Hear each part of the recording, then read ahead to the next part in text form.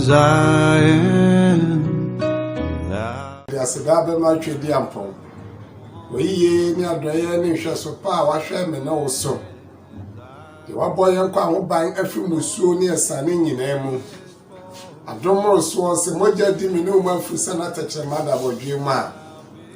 The Becca said, trade the ample, so near Sassi Flora, that I was see. Other for a monpire. A Japan Cromaya that was Sibium. Safedi was a chay and da. Am I and bray? Se Baba Kasa a train on a concrete so, and old Baba Christo so. A jack as a danka woodin. When your body a dotty on some tea and pie bonus a back from my not my home for France city. Now what's some bay a jar a comaji a junior fat the CC young a tramaya to so mean, you know. You run near Jim Papa Christian as right today with demon tea. Amen. The other four. The same Timocas a radiation and count. I don't want the outcome of young Russia and so. I want you to train news. We had the two prophecies and the bad aspect of the prophecy. Yehuna Kwan will be brave so. And then, the Baby Suyano, the Radwoman Menono, or see, be alert. Be alert. There's something ahead of us. I don't fall. I want him round so. Let me be down anymore. I want him round so. Let me be down anymore. And then if I read free no home. And then if I read a free the brio woman. And then if I read a free a brio woman. But my person we are let. O kasa o phone so ya let. Who did ya let? Wo no ma ya let adibiara wo ye no odofo ma wani mra ho so efrise atemo da ho twen tene the radu wo ma me no say be alert, there's a judgment ahead of us. Atemo bi da me no wani mo eni ti erade e bo me no kokon kronkron ka me no sani ebe betuma ya husisi e mama anything you share the Bible catch me no. I will Koronto for me to sum me no. Koronto for me to sum me no. Etie ye enum chicheme ye du no. Osina etwa ye nyina se ye ko pue Kristo atemo agwa anim ho. Na obiara enya nea onam ni nipadua so ye. Papo honio senia oye no.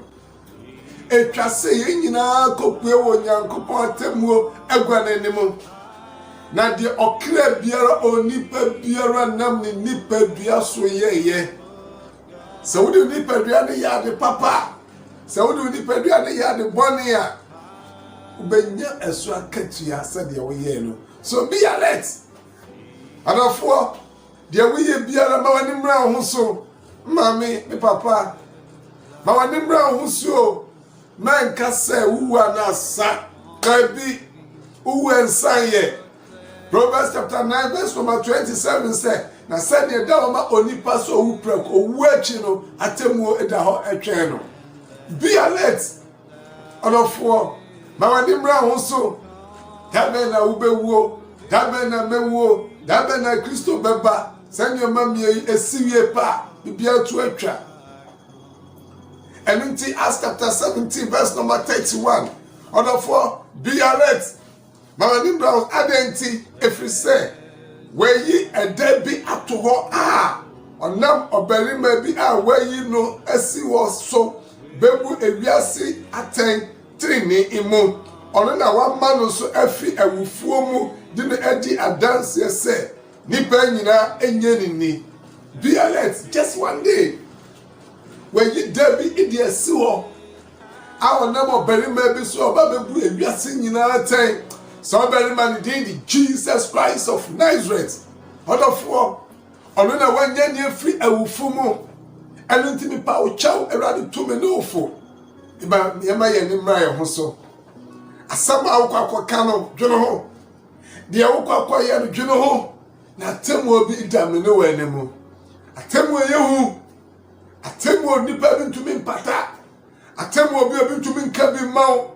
Satemu no eda ho ma me no nti odofo Bible say yema yenimra ye ho so and Romans chapter 14 verse number 10 odofo yentie the Bible ka kire me no Romans chapter 14 verse number 10 tie the Bible ka kire me no o se na one day adenti na wubu wo wunua aten ana se wonso adan na wubu wunua animtiabuo na wode ye nyina begyina onyankopon aseni agua no animo chanu so don't judge anyone mama se rade akase emu aten osino onyankopon ansoma ne ba ne wiase so mebu aten ne ma ye di kan no Yesu so soma ne ma no osimu nkopo wiase kokko adafo enti enikwa se o judge obi efiri se onipa no ebi oyode boye ni ne be oyode boye ni ne nanso adwensakra kwan eda ho ma me ne o eno nti na Awurade se ma wani mra ho so adafo ma wani mra ho so mini o Kristo ni ma wani mra ho so ebri etisemu yi COVID-19 brimu yi adafo be alert efiri se onipa awuchia no po wunu so obi onipa awo fam wunu so obi onipa awo ben wunu so obi ti ma wani mra ho so enso COVID-19 so na mo su atemu eda wani mo Yesu Kristo di atemu obi ba na obetu obi araka odo obi aketua mano the kapa bribi the year 1999 yeba be wura 2000 mu ene yeti sese obo obi efie wiemu ebehwe asase so na mo ekwapem abru hey minia behwe mrafo behwe mkrafo omo die America ekowura presby asodan kese mikro mu na presby asodan na so hey obi ade America kwa kowura mu na dana nwumre no ja impaiwe tonse enumutue praise say na so entie the Bible kaye ewo 1 Peter chapter 4 odofo entie the Bible catch verse number 17 osina every ne do say atemu ofi ase onyankopon fi baby a wudwa ne ko no na judgment no be start when Isaiah can say obi a odwa ne owuo odu ofeso okolosi ajata odoji no odu ofeso so no sa to won no waka no baby a wudwa ne akono atemu no Bible say best start if onyankopon fie na etu aso osina say efiyanso kan a ebewie won na wanti onyankopon asempa no den mutinya me fie ni otwe manso o kristonia otwe manso o kristonia ubu adwaman o kristonia utwa loto o kristonia ubu wiase huhu bra ohunam nwuma no nyina wo yebi efite ede normal ni adofo o kristonia ubu nsa atemu obefiase afinyankopon fie na nyame mampo ene nya babi gina dia na de entie asina se eyeden se wo baji onipatrini ni ehi na nia ofre onyankopon ni odeboyefo begina eprieti semi ena pra na edwa ta na do t-shirt emlase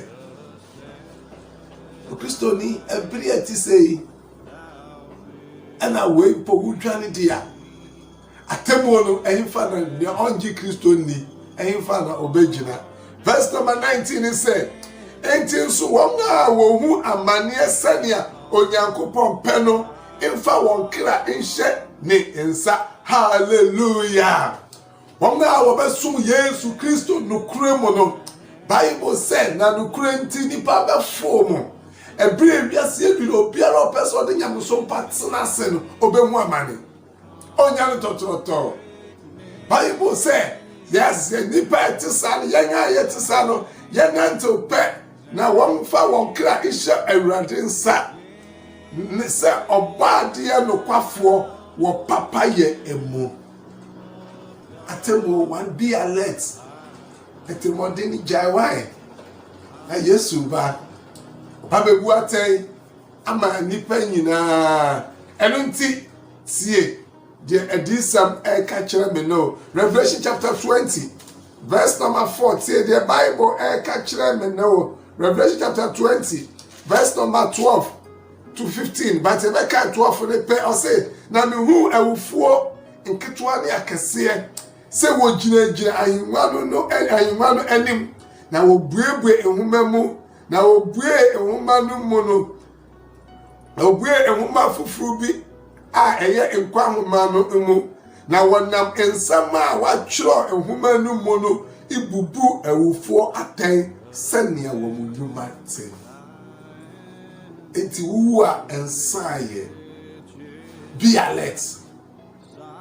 Kristo betumi abeto me no bre a yete nkwam. Obetumi aba bre a yewu. Nanso umpo makoshia. And in Romans chapter 8 verse 1, ose ande afobo biara ni ho ma won a wo Yesu Kristo no. Bibisa wo onyame so te say. Bibisa wo yidie ne say. Bibisa wo wani da so wo he. Bibisa hina den so na wode wo ho ato fa to Kristo so de Kristo gwigidie na twere Kristo na wone Paul me ne Paul ye ne Paul nkase ye te ase a ye te ma Awurade si yewu a yewu ma Awurade na owu mpo eye mfa so Awurade hye me na wode no nka me no ho eye ho apa ochena kọ yebesua de sua bi say things we will be judged and nyoma we be bu me no watan ewo so Awurade mo ayi no ma ente ase nyinsiesie ho ebra ye ne ba ye mo so Yesu na so etene din nti amen.